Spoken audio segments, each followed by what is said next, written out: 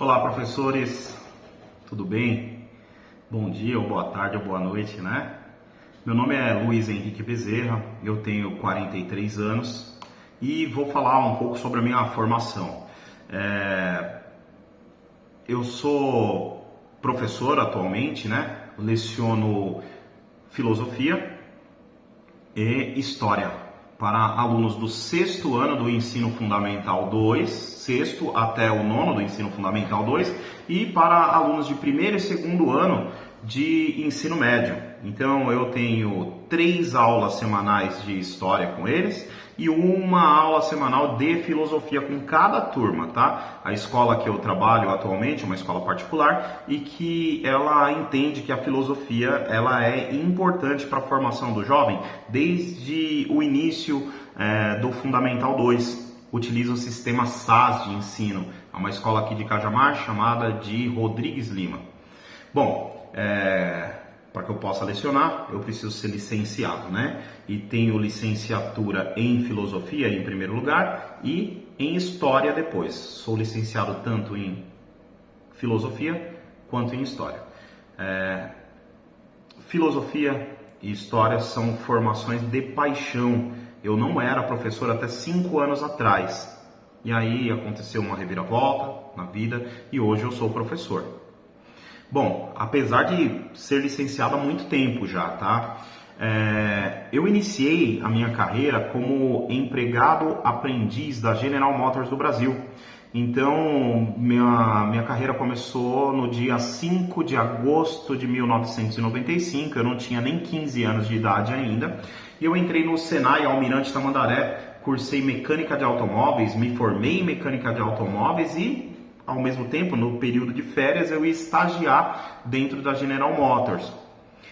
Ao mesmo tempo que eu cursava o Senai, durante o período integral, à noite eu estudava na antiga ETE, que é a atual ETEC. E lá eu cursava desenho e projetos para mecânica. Eu me formei então num curso de ensino médio que tinha 4 anos na época, né? Em desenho e projeto para mecânica. Sou desenhista também.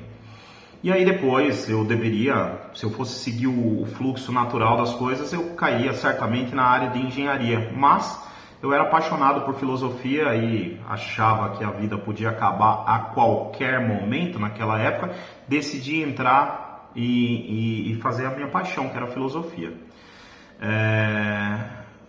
Entrei para a área de logística, então fui me graduar em logística e nessa área eu trabalho desde o ano de 2001, faz 23 anos que eu trabalho com logística, porque atualmente eu também trabalho. Eu dou aula na parte da manhã e à tarde estou no escritório junto com a minha esposa para as nossas atividades de logística.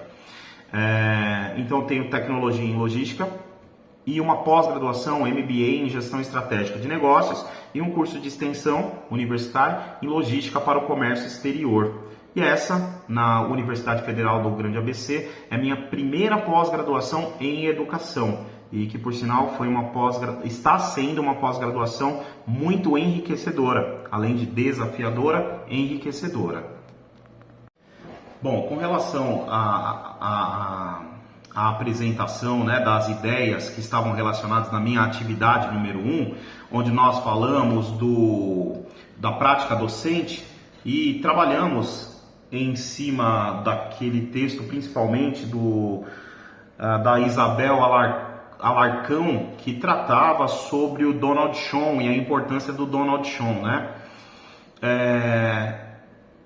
Eu fiquei pensando em algum aspecto da minha aula, né, que eu trabalho a reflexão na ação e eu lembrei, tanto é que narrei lá no trabalho, nessa atividade número 1, alguns momentos de aula de filosofia em que eu trago o mito da caverna de Platão. E aí eu vou conversando com os alunos sobre a importância desse mito. E aí, conforme a aula vai avançando, a gente vai entendendo que alguns alunos absorvem bem, outros alunos absorvem menos.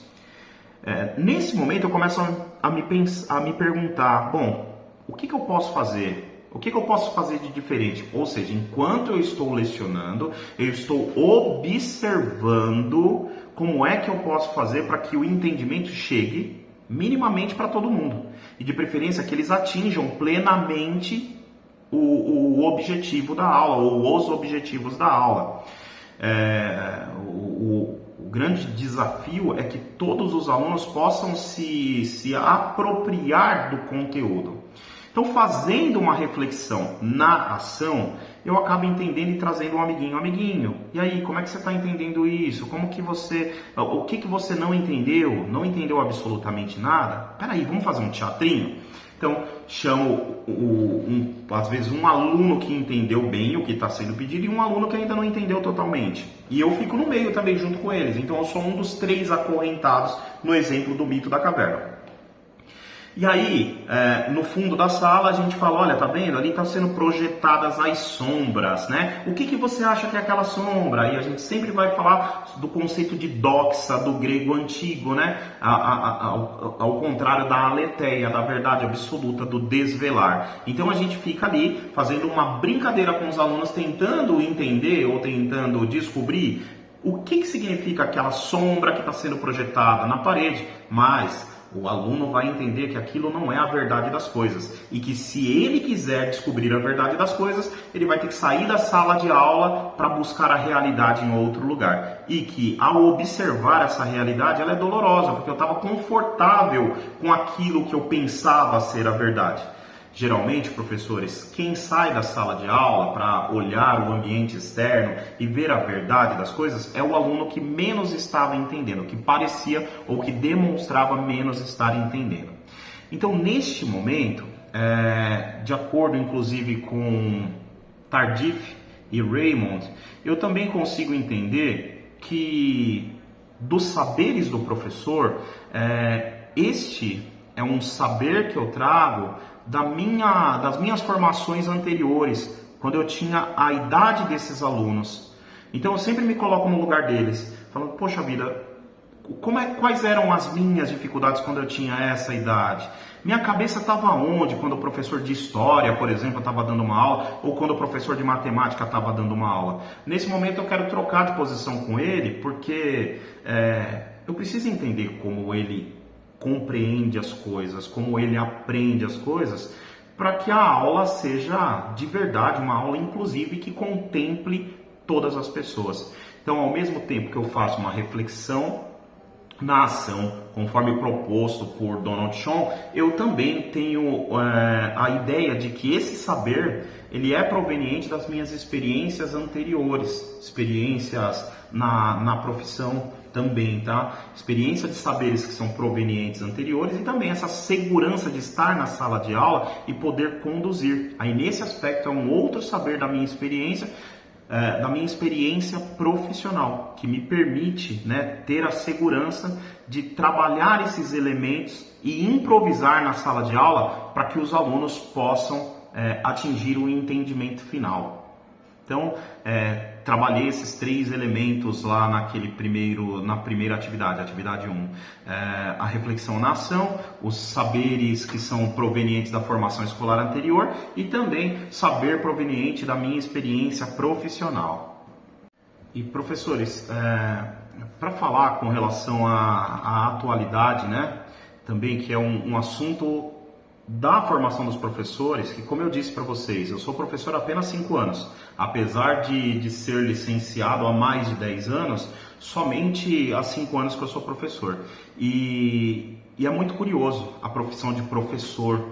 De todas as profissões que eu tive na minha vida, inclusive a profissão de gerente de logística, é uma profissão que, assim, ela suga muita energia do profissional, porque ele lidera equipes, mas nada comparado com o trabalho de um professor.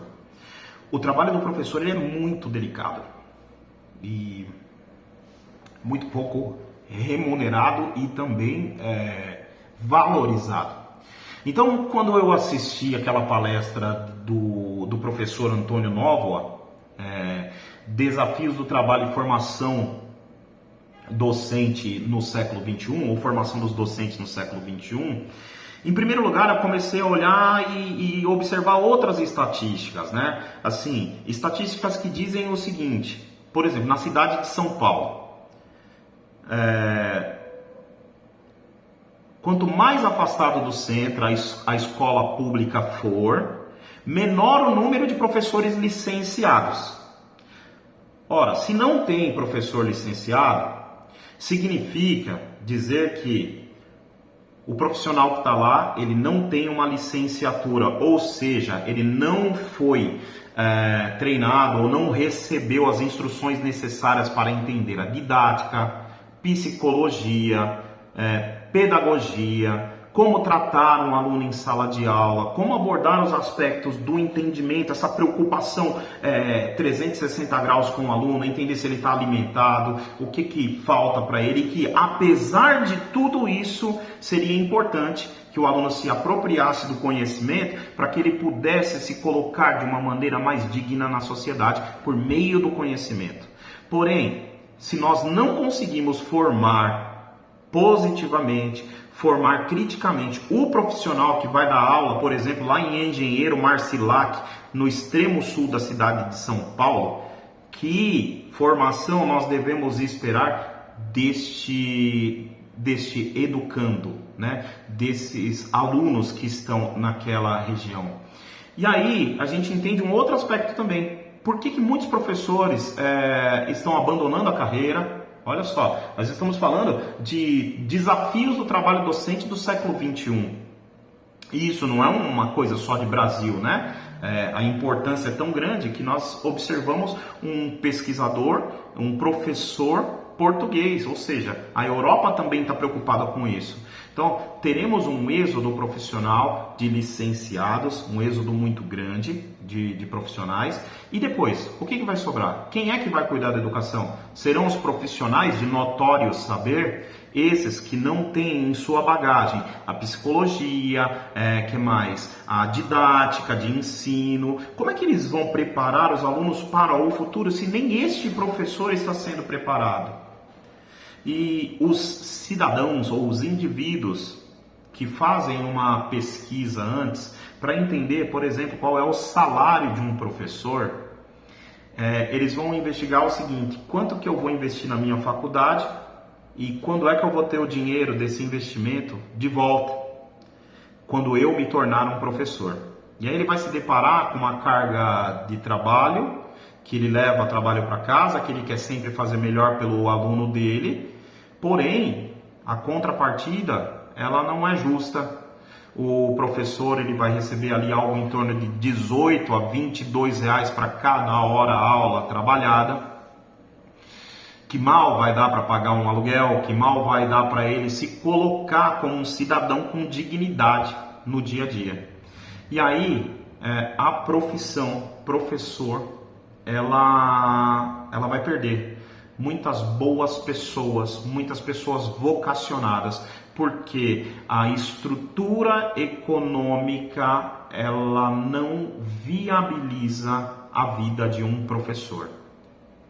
Isso tudo que eu acabei narrando agora está em consonância com a entrevista que a professora Selma Garrido ela deu em 2019 sobre os desafios do professor de formação de professores no Brasil. Ela mostra, né, o quão frágil está essa estrutura e como é difícil reter os talentos profissionais na sala de aula. Por que um professor deve se manter como professor se ele, por exemplo, não consegue minimamente pagar as suas contas, né? E professores, acho que eu acabei invertendo a câmera agora também. São muitos temas, a disciplina ela foi muito rica, né? E não dá pra gente abordar tudo no vídeo, né? Acho que eu já passei até de 15 minutos falando e não dá para abordar tudo que nós vimos nos textos, nos vídeos, né? Mas vale a pena citar ainda os pontos centrais para Selma Garrido, da crítica dela, né? Ela fala sobre a falta de investimento na educação, não só para o professor, mas como para um todo, né? Escassez dos recursos financeiros que são destinados à educação, elas com certeza vai impactar na formação das crianças. Mas antes de impactar na formação das crianças, impacta na formação do profissional. Porque, em primeiro lugar, ele precisa se sentir atraído para entrar nessa área. E depois que se sentir atraído, ele precisa ter motivos para continuar na área.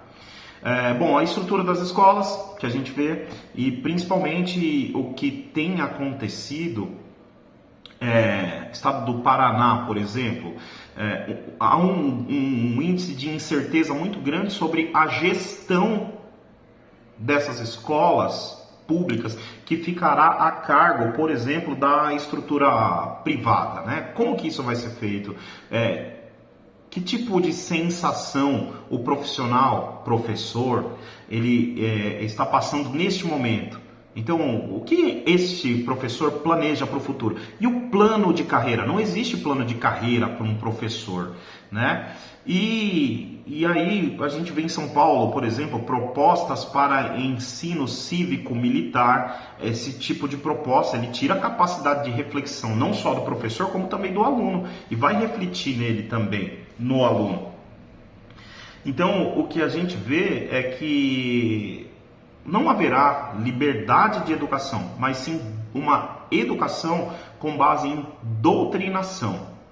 Uma doutrinação, seja ela militar, religiosa, o que seja. Mas são as tendências que nós temos observado no Brasil nos últimos tempos.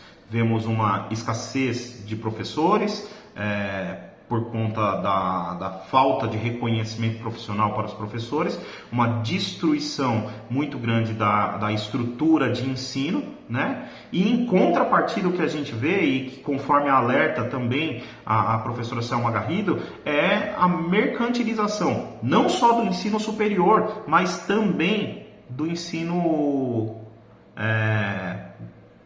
básico, do ensino fundamental 1, fundamental 2, ensino médio. A gente vê cada vez mais aí as plataformas de ensino tomando conta. A gente já tem um número bastante significativo, eu trato isso até no meu trabalho de conclusão de curso. A quantidade de alunos matriculados em escola particular vem crescendo a cada ano do Brasil, né? Nós temos um abismo gigantesco, conforme eu levanto também lá no meu trabalho de conclusão de curso, que mais de 50% da população brasileira estão nas classes E e D. Essa fatia jamais poderia pagar uma mensalidade de uma escola particular. R$1.000 de mensalidade, que a gente vai ver R$890 fora material didático, a mais barata que a gente encontra por aí. Como é que uma família que está enquadrada nessas classes E e D, segundo o IBGE, como é que elas conseguem pagar? E depois vem a classe C, que se conseguir pagar vai ser muito apertado para pagar, né? Então, professores, minhas considerações finais com relação às tendências investigativas na formação dos professores é que a gente precisa observar todos os aspectos, né? Considerar que precisamos melhorar muito as licenciaturas, mas antes de melhorar as licenciaturas, nós precisamos melhorar a condição do trabalho do professor e da renda do professor, para que ele se sinta atraído para conseguir lecionar e ao mesmo tempo viver com dignidade. Bom, obrigado pela oportunidade e me perdoem por me alongar neste vídeo. Tudo de bom.